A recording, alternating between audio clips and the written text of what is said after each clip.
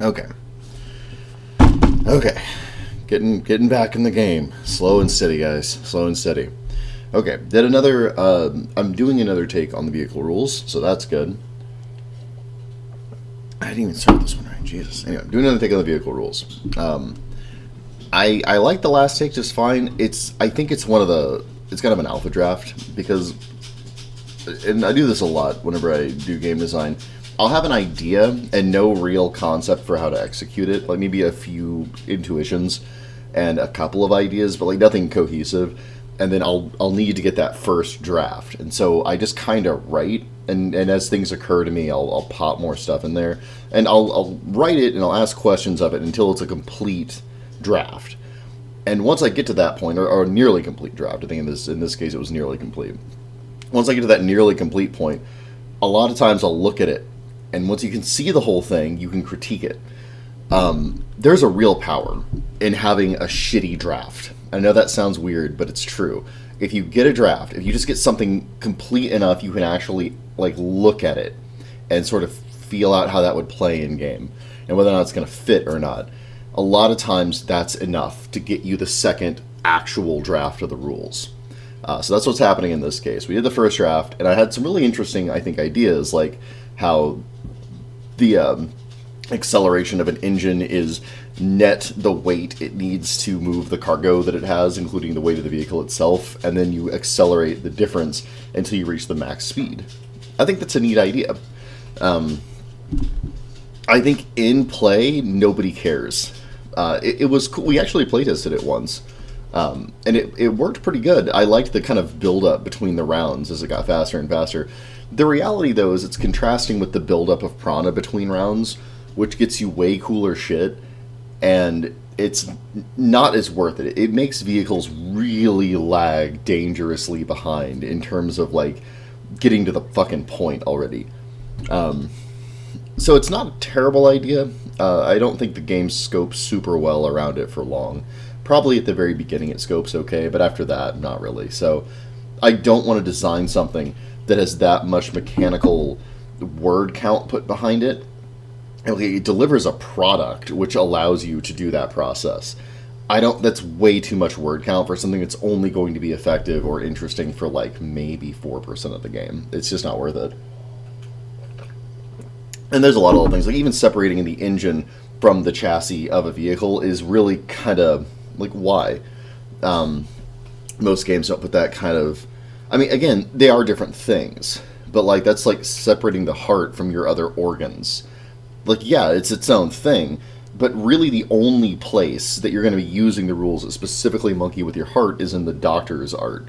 Right? That's the only ones that are going to do that. So all of the rules for hearts should be in there. There shouldn't be like a subsection in my health rules about cardiovascular health. That's too much. It's dangling design, and it's very thorough and complete, but it's also like, I don't know, I'm eating my Wheaties here. Oh. I don't know. It's also too much. Like, it's too much to ask a GM who's busy running the rest of the campaign to flop through all these rules to find that one specific chunk. It's just, it dangles. It dangles too much.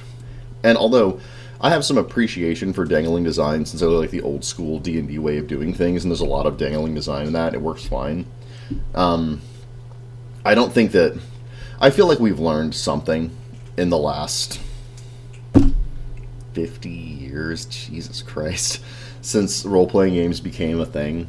You know, and I think one of the things we learned was that it's nice to have a cohesive thing that your game is about so that people can prep it and run it easily. And also so that whenever we get to the point where the game is actually out and done and we have an idea of what GMs need for like modules, I can hire writers and say, okay, here's the parts of this I need you to learn. Here's what I need you to write really specifically. And that'll be great because I don't want to keep writing for this for eternity. I mean, I do want to write for a little while longer, obviously. And I definitely have a couple of adventures I want to, you know. But I don't want to be the only voice doing it, A. And B, I don't want to be, like, I don't want this to be the only thing I ever do. Because obviously after this, I want to go into the All Above Heaven stuff where we're doing really gonzo, really insanely powerful characters. And that's going to be a whole other thing that's going to be consuming my brain for the next few years because I have invented my own purgatory for my RPG sins, apparently. Anyway, so the new draft of the vehicle rules is very much more, what are you going to use these for centered. So, like, ramming is in there, fighting on top of vehicles is in there, punching a tank to death is in there, but, like, the division between chassis and engine isn't in there. It's not really, that's too much fidelity that doesn't really go anywhere in terms of how players actually use the rules. I've not really given a ton of thought, because I've got a couple of things in here that are derived from real-world vehicles, like the top speeds of vehicles versus their fuel consumption, the torque output, or like the general power of the engine to move a certain amount of mass versus its fuel output, the weight of different vehicles, like all of those things are their own charts with multiple points on them. Like, it's pretty comprehensive, and it's based on a lot of research, which I also managed to conclude over the last month or so. God, those were a fucking nightmare, by the way. But they're there, and they are there so that I can kind of scope the different vehicles that exist in the real world and create a nice big hefty list. I've also decided to categorize those. So I've got, let me see, I want to say I've got six categories, and I kind of sort of put them into the elemental thing. It was more of an afterthought putting them into the elemental thing. But like, I've got construction vehicles are their own thing, and wartime vehicles are their own thing, boats, which are their own thing, aircraft, which are their own thing, civilian vehicles like cars and trucks that are their own thing, you know. And that's going to allow me to make like lists of those different things, and have a big robust armory. So if you want to have, you know, bombers show up in your game and bomb a landlocked battleship it's in a gully that used to be an ocean, you know, like happened in Fist of the North Star, you totally can. You can do that. It's all there, you know. Thankfully, the crafting rules I made really helped out with that. So I know not only how to do that, but also if you ever need to repurpose that battleship, like you're like, I want to make a fleet of tanks and all I have is a battleship. Well, lucky you. There's rules for converting the one into the other, if you're willing to, you know, raise an army and blah blah. That coffee's kicking in. Okay, so I'm wedging this in to like the hour before work. So sorry. I've been really time strapped lately. I've had a lot of stuff on my plate, unfortunately. But the benefit of all of that, God, what was my point I was trying to kind of do here? Oh, the point is, I've got all those vehicles, but I have not given a lot of thought to making your own vehicles out of the different parts of existing vehicles. That is one of the things. It's one of the reasons I initially divided chassis and engine and the different systems and all that. I like the systems being their own little thing. But for the most part, like, I think if I have the power output and the fuel consumption of a given engine and the size it has to be to work, or even not that last one, even just saying like, you can be a super genius and make it really small, I don't really care. I think if I have those things and we have the general weight categories and everything, I feel like since we already have crafting rules that kind of intersects with that, you can sort of already do that. It's a system that's sort of derived and implied from what's there instead of being really explicit. But again, this game is about punching. That's the thesis of the game. And so it's not really about like a Car Wars-esque thing where you're like building your own rig and that's really important. Because, like, and I even simplified the damage rules. I liked it where you had to punch through a tank with multiple punches, but the reality is, if you penetrate a tank's armor, it's dead. More or less. And it's kind of that way with almost any vehicle on Earth. If you actually get a bullet all the way through something, it explodes.